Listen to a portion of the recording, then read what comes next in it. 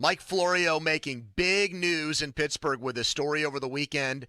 Aaron Rodgers has specific destinations in place if he chooses to leave the Packers, and the Steelers, according to Mike, are one of those three teams.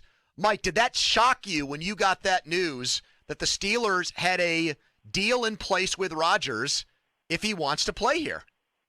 Well, first of all, why you guys want to jinx me with the New York Times bestseller list? Oh, it's going to happen, Mike. You've already you had a ton of advanced sales. We're doing all right, but please, I'm already. So is this like the Sports Illustrated cover jinx, but for a book? It's like the Madden. The PM team ratings jinx. Yeah. Okay, fine. I was trying to build you up here, Mike. I appreciate it. It's just making me nervous. I'm just giving you a little insight into the dysfunctionality in my mind. But let me tell you what happened. I'll tell you the story about what happened Friday night. I was minding my own business, as I usually try to do, and except when I don't. And I saw a report from Ian Rappaport of NFL Media that Aaron Rodgers is truly torn about his next destination, truly torn about his decision. And I looked at it and I said, no, wait a minute. How can you be truly torn when, as far as anyone knows, the decision is Green Bay or not Green Bay? Not Green Bay or Denver, Green Bay or Pittsburgh, Green Bay or wherever. It's not really a decision to be torn about when the decision is Green Bay or not Green Bay. So I wrote that, and I had a few snarky remarks about basically get back to us when it's actually a decision between Green Bay and another team. So as often happens, because our saturation rate among people who are in the business, the agents, the players, the coaches, the front office people, the owners, et cetera, is so high, we write it, somebody sees it, and often somebody reacts to it. So I got a phone call Friday night that basically led me down this path that we ultimately outlined in our follow-up story, that there are deals in place. There is a menu from which Aaron Rodgers is choosing his destination, and the Packers already have agreed to where they'll send him. They've agreed to what they want. And when the Packers say they haven't engaged in trade talks for Aaron Rodgers, they're technically telling the truth because they haven't done it. Rodgers' people have done it with the blessing of the Packers to go out and find the alternative destinations with the advance approval of the Packers. So, as I understand it, it's Broncos, Steelers, Titans as the alternatives to the Packers. So he's choosing one out of four teams. And we'll see what he chooses. Everybody's saying the Broncos, and that wouldn't surprise me if he goes there. He's got familiarity with Nathaniel Hackett. But the closest thing to the Packers in the AFC is the Steelers. I think we can all acknowledge that. Everything about the organization lines up with the Packers. If he wants a similar experience, he comes to Pittsburgh. So I can understand why they'd be an option. Whether or not he chooses them, though, is a completely different issue altogether. Mike, what if he elects, Rodgers wants to go to a team, one of those three, who has an inferior deal on the table compared to one of the other three? My understanding is that the parameters were made privy to Rodgers' people, and they went out, and they've got this ready to go, and it's just a matter of him saying where he wants to go. That everything will fall into place once he says where he wants to go. And yeah, I see some of the pushback from people in the media who aren't applying common sense to this. Well, it'll all happen fairly quickly. Well, what if he goes to him and says, I want to go to the 49ers, and they say, hell no.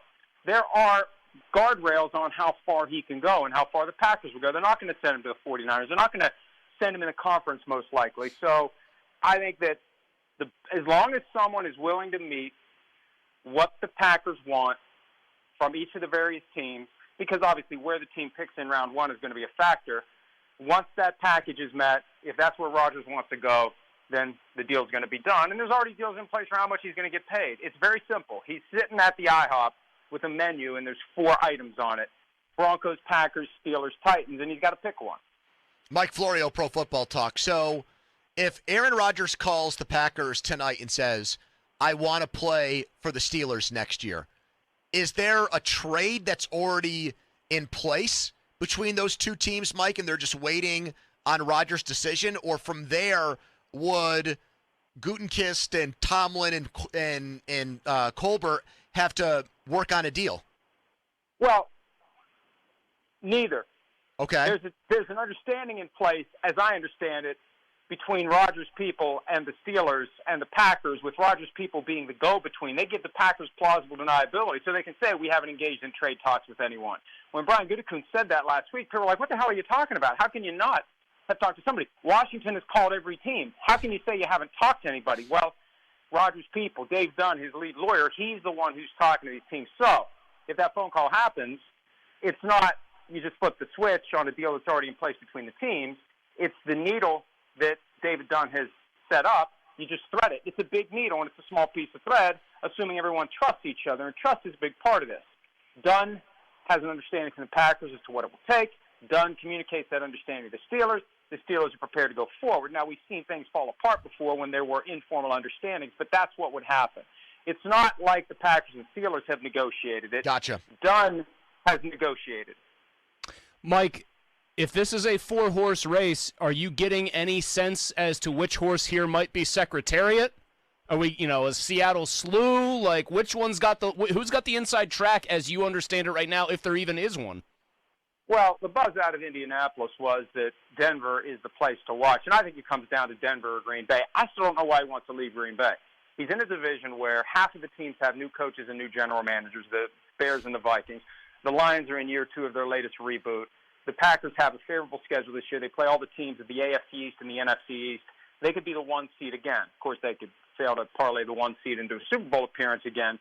But that is his best play if his goal is to add to his legacy by playing in a second Super Bowl and winning it. I think that's where the grass is the greenest, and they've worked to make him happy. They've brought back Tom Clements to be the quarterback's coach. They're doing what they can to shed cap space so they can keep the team together so it's not a rebuild. If I'm him, I'm staying with the Packers. And hopefully if he stays with the Packers, this is the end of it. It's not an every-year thing. Is he going to leave? Is he going to leave? He signs a contract that makes it clear he's there for the rest of his career. Mm-hmm. But the Packers make the most sense. The question is, after all this buildup, after all this drama, and he's at the edge of the cliff, is he going to jump or is he going to stay where he is? That's really the question. Mike, so it sounds to me, and I want to make sure I get this right for our listeners, that you believe, from what you've heard, that the Steelers have talked to Rodgers' agent and have at least given his agent some pretty specific details on this is what we'd be willing to pay Aaron Rodgers on a new deal. And this is what we'd be willing to give up for Rodgers in a trade with Green Bay. And that conversation at least went well enough for Pittsburgh to still be considered in all of this, right? Yes, absolutely. And it comes down to Rodgers wanting to play there. I mean, look, if Rodgers shows up on your front door and says, I want to come into your house and sit in your living room and be part of your family, what are you going to say to him? And that's the thing. Well, the pushback here, Mike, is that that's not the Steelers' way, and that they wouldn't even think about giving up the draft picks and the capital to even entertain the idea. Let alone pay him the money he allegedly wants. They would say, wow, that's awfully nice, Aaron, that you want to come inside, but thanks but no thanks, so we're in for the night kind of deal. Well, we don't know what the money would be to go to Pittsburgh. I mean, if he chooses to leave, it's clearly not about the money. He's not going somewhere looking for $50 million a year.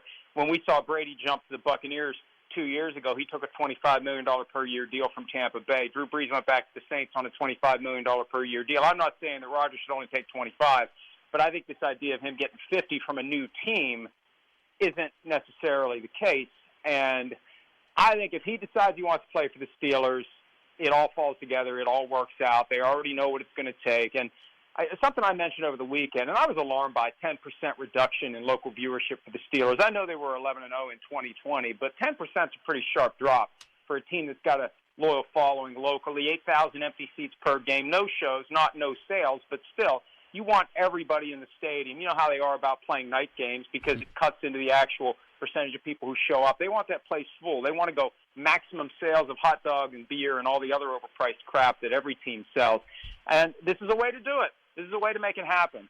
And please, I mean, I think we've had this conversation before. There's no freaking way Mason Rudolph is the answer. Oh, did you hear him on Jim Rome? He was sweating bullets just talking about the job, Mike. He sounded terrible. The ultimate troll job for them to make us think that Mason Rudolph is their guy. Oh, I actually think that it might be a troll job, but I also think they might still end up doing that. Like almost by default. What's the Tomlin factor here, Mike? Like how we know that they made googly eyes at each other. There was, just a little smirking and smiling. If it were middle school, the teacher would say, enough out of you two. So how much of a factor in the Steelers' favor is Tomlin's presence? Is he the only reason that they're even on this list, basically? Not the only reason, but he's one of the reasons. I mean, the Steelers are one of the best organizations in football. They have a great defense. They've got T.J. Watt. They've got a very competitive core of receivers. They've got Najee Harris, one of the best running backs in the NFL, at least best young running backs in the NFL, and he's got the potential to become one of the best regardless of age in 2022. The offensive line needs some work, but Aaron Rodgers still has the ability to run away from pressure and make things happen. So it's not like you need the blocking to be as sound as it was when Ben was in the tin-man phase of his career. Rodgers can at least move around like Ben used to, buy some time laterally, run to where the other guys aren't, and throw the ball on the run. I mean, he's the original Patrick Mahomes from the standpoint of all the things Mahomes does, and we say, wow, we've never seen it before. Well, yeah, you've seen it from Aaron Rodgers for the last 12 years. You just kind of take it for granted because you're so used to seeing it. So I think it'd be a perfect fit. If I had my choice as to the most compelling story, and I always root for the best story, it would be Aaron Rodgers with the Pittsburgh Steelers, and then the awkward conversation between him and Terry Bradshaw about wearing number 12. And I know number 12 isn't officially retired, but come on, they're not just going to hand it over unless Terry says it's okay. Mike, I know you've at least done this in your head. You might not have, like, sources giving you the package, but what do you think the trade compensation would look like for Aaron Rodgers? Well, it's at least got to have a first-round pick. The question becomes what gets thrown in beyond the first-round pick. And the Steelers are low in round one, so maybe it would be something along the lines of what Carson Wentz went for last year, where you start with a 1 this year, and then the pick in 2023 hinges on factors regarding playing time or playing percentage or statistics or something. I'm surprised teams don't get more creative with that kind of thing. The full package ultimately is driven by how much you get out of the guy in his first year. So I could see something like that, but I don't think it's going to be 3 first-round picks plus, because if he wants out, he wants out. And the reason they didn't do a contract that made him a free agent this March, remember last year when he was thinking about leaving and he decided to come back, and when I saw the final deal, it's like, what did he really get? Someone explained to me that, the bottom line is the Packers didn't want to make him a free agent in March of 2022 because they didn't want to wait to get compensation in 23 via the compensatory pick process. They want to get something now.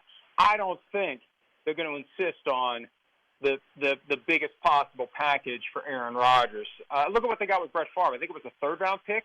I think it was something like that. Now, that was a different situation, and I think they're going to get definitely more than that. But this isn't about getting, a Herschel Walker type of a package. If the guy wants out, and really if they refuse to trade him and he wants out, he's just going to retire and they get nothing. And that's not going to happen, Mike, right? That last one? The retirement? Well, I was saying a couple of weeks ago that there's no way he's going to retire because Tom Brady's retired, and the last thing he wants to do is go into the Hall of Fame the same year Brady does, but I don't think Brady's retired. So I think retirement becomes a more viable option if we conclude that Brady's coming back, and I think Brady's coming back. But I still don't think he's going to retire. Mike, when do you think the Rodgers saga ends? When do you think we have an idea as to what his team is going to be next year? People are saying Tuesday because that's the franchise tag deadline, but that doesn't matter. They're going to tag Devontae Adams one way or the other. I don't think they don't tag Devontae Adams because Rodgers isn't coming back. I think you got to keep your great player, and you can always trade Devontae Adams. And we were kicking around today on PFT Live. Wouldn't it be something if it's Rodgers and Adams together in a package to the Broncos that would, be pumped up, obviously, and maybe send a receiver or two back to Green Bay, but Rodgers and Adams get to continue their careers together. That's a possibility as well when it's all said and done. But he has said he's going to make a decision before the start of free agency. He said almost 4 weeks ago that he's going to take a couple of weeks and the decision's going to come pretty quick. But what started this all on Friday night, the news that he's truly torn. And there's no firm deadline here. If he wants to take more time, if he's not ready to make a decision, he can take his time. But the problem is he's the first domino in this offseason quarterback carousel. I'm mixing my metaphors, but you get the point. There's other guys who are going to continue to be in neutral until Aaron Rodgers parks his car. And, for example, if the Broncos don't get Rodgers, then maybe they pivot to Russell Wilson. And he's in play, too. People say, they're not going to trade him. Listen to the things Pete Carroll said. Russell Wilson's in play as well, but I think Rodgers goes first, and then whoever doesn't get Rodgers, possibly, I'm not saying the Steelers will. I'm not going to start that one, but possibly somebody may pivot to Russell Wilson if they don't get Aaron Rodgers. Mike, say something about your book that doesn't jinx it but inspires our listeners to go out and get it next week and how they can get it, Mike. No one is going to buy it. It is not going to be well reviewed. It will be universally despised. Now, you can get it anywhere that they sell books, Amazon, Barnes & Noble. There's an ad, on our website that you can click and get all the information. We're doing a virtual launch party on March 21 that if you buy it, you get free admission. Not that we're going to charge for it anyway, not that anyone would pay, but we're looking for something extra to give to people who buy it. That first week is the key. Between now and the end of the first week, if there's any chance that this thing ended up on the bestsellers list, and of course there is none, but if there's any chance whatsoever, you got to act now, buy it now. And they actually were running out, the last I heard, of actual physical copies of the book. So you better act now. All right, Mike, whatever we can do to help. Thank you for helping us today with this big story. You're the best. Thanks, guys. See you. There you go.